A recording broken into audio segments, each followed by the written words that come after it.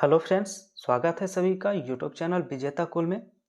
तो साथियों, यहाँ पर हम सिविल कोड प्यून के लिए लगातार इंग्लिश में synonym antonym one word, spelling test, grammar इत्यादि का टॉपिक प्रतिदिन डिस्कस कर रहे हैं। साथ ही साथ एक्सरसाइज भी डिस्कस कर रहे हैं ताकि आपका तैयारी भरपूर हो सके।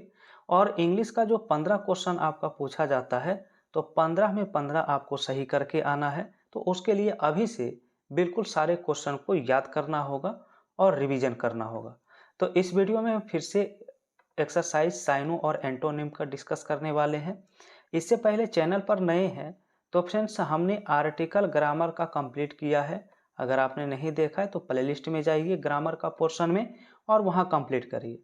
और आर्टिकल का जो भी एक्सरसाइज या एमसीक्यू है तो इसे हम लाइव क्लास जो रात 8 बजे होता है, हम वहां पर इसका एमसीक्यू कंप्लीट कर रहे हैं।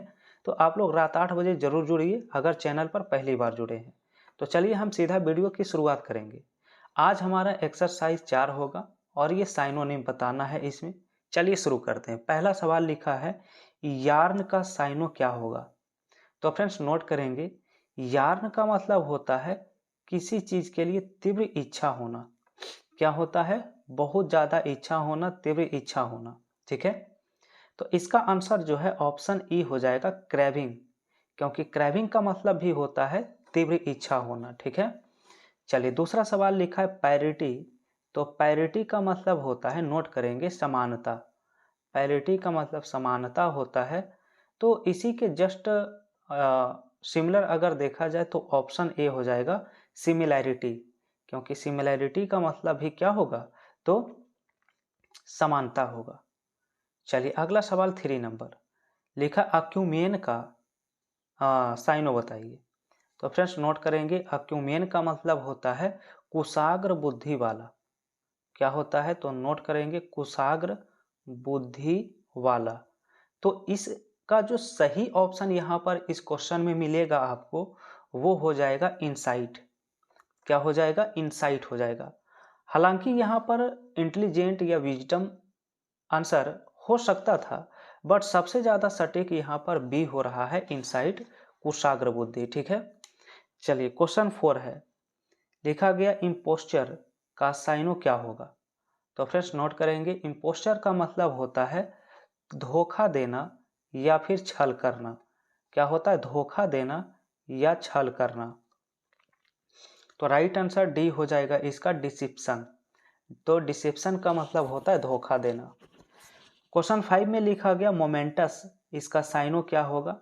तो याद रखेंगे, मोमेंटस का मतलब होता है फ्रेंड्स महत्वपूर्ण। क्या होता है मोमेंटस का मतलब? तो नोट करेंगे, महत्वपूर्ण होता है। सही आंसर ए हो जाएगा, इंपॉर्टेंट हो जाएगा। ठीक है, अगला क्वेश्चन 6 नंबर। 6 में लिखा है आर्डर। क्या है? आर्डर का साइनो क्या है। तो याद रखेंगे, आर्डर का मतलब जो होता है उत्साह होता है या जोश होता है, उत्साह या फिर जोश।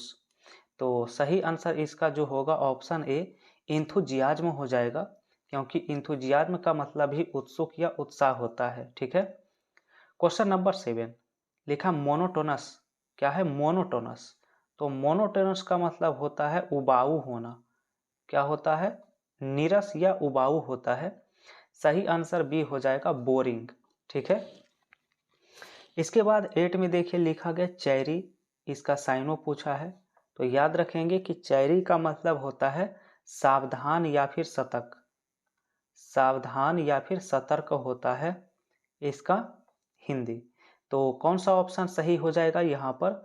ऑप्शन बी, केयरफुल का मतलब भी सावधान या सतर्क होता है। ठीक है, और क्वेश्चन नंबर 9 देखिए। 9 में लिखा है कॉन्सिलिएटरी। तो कॉन्सिलिएटरी का मतलब होता है फ्रेंड्स शांतिदायक। नोट करेंगे क्या होता है, तो शांतिदायक होता है कॉन्सिलिएटरी का मतलब। तो इसका सिमिलर वर्ड में सूदिंग हो जाएगा, बी ऑप्शन। सूदिंग का भी मतलब सेम होता है। ठीक है, और क्वेश्चन 10 में देखिए बैफल लिखा है। क्या है? बैफल। तो बैफल का मतलब होता है उलझा देना। क्या होता है? उलझा देना होता है। कौन सा ऑप्शन सही होगा इसका? तो पजल हो जाएगा। क्योंकि पजल का मतलब भी क्या है? पहेली या उलझा देना, उलझन में डाल देना। ए ऑप्शन राइट है। ठीक है, तो फ्रेंड्स ये था एक्सरसाइज 4 साइनोनिम का। अब हम इसमें अगला एक्सरसाइज एंटोनिम का डिस्कस करेंगे। एंटोनिम यानी अपोजिट वर्ड। तो एक्सरसाइज 4 चलिए कंप्लीट करते हैं इसका। पहला सवाल एंटोनिम में बताना है एक्सक्रेबल, ठीक है, एक्सक्रेबल। तो एक्सक्रेबल का मतलब फ्रेंड्स होता है घिनौना। क्या होता है? तो नोट करेंगे, घिनौना होता है। तो इसका सही अपोजिट वर्ड क्या बनेगा यहाँ पर?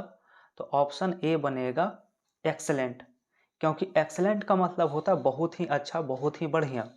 तो आंसर इसका ए करना होगा, ठीक है। दूसरा सवाल देखिए, लिखा गया इमिनेंट। तो इमिनेंट का मतलब फ्रेंड्स यहाँ पर याद रखेंगे निश्चित होता है। क्या होता है? निश्चित होना। इमिनेंट यानी निश्चित होना। तो इसका उल्टा अनिश्चित होगा, अनसर्टेन हो जाएगा। ए ऑप्शन इसका राइट होगा, अनसर्टेन, ठीक है। 3 में देखिए लिखा गया रामपैंट। तो फ्रेंड्स रामपैंट का मतलब होता है अनियंत्रित होना। क्या होगा?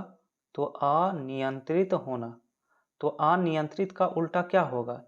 अनियंत्रित का उल्टा नियंत्रित होगा।